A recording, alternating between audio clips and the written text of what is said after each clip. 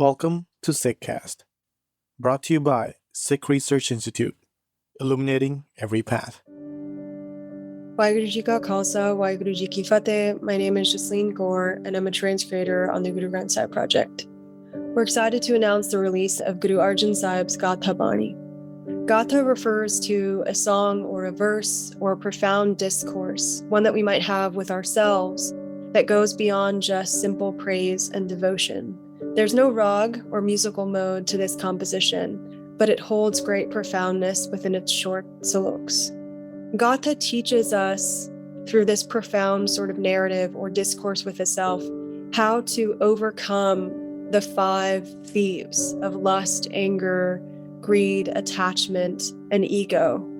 And we do that through praise of the One and through companionship with those who have become virtuous, who have made great efforts to become virtuous. And so something that I've thought a lot about, something that Gatha sort of asks us to think a lot about, is what it means to become fragrant or beautiful. And so the Bani starts with this imagery of what we do as human beings to sort of make ourselves superficially fragrant, like what kinds of perfumes or incenses or fragrances we apply externally that are so fickle and fleeting because our bodies are kind of odorous.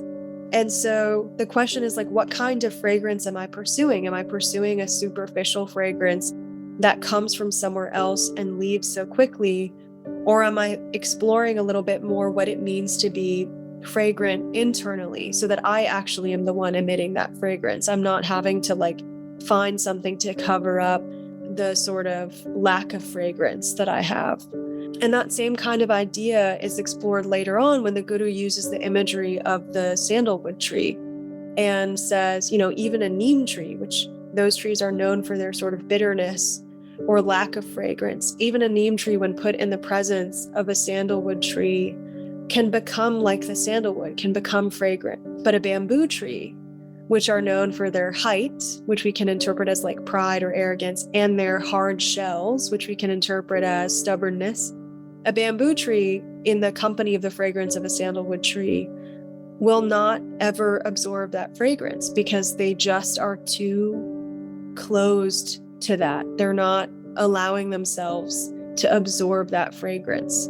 And so that sort of adds a layer of thoughtfulness to this question of what it means to be fragrant, because it's not just about being in the right company and hoping that it rubs off on you. It's about making yourself susceptible to that fragrance, which requires great effort because it means that we have to sort of tear down our own egos enough that fragrance can enter. It means we have to get rid of our stubbornness enough so that that fragrance can enter, and that's not easy.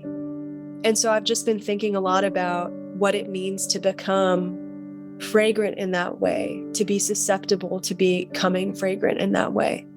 And the other thing that I think has really stuck with me is that idea of great fortune, because the Guru says again and again, this company of the virtuous ones is found with great fortune. And we've kind of understood that to be grace, but it's not a passive grace.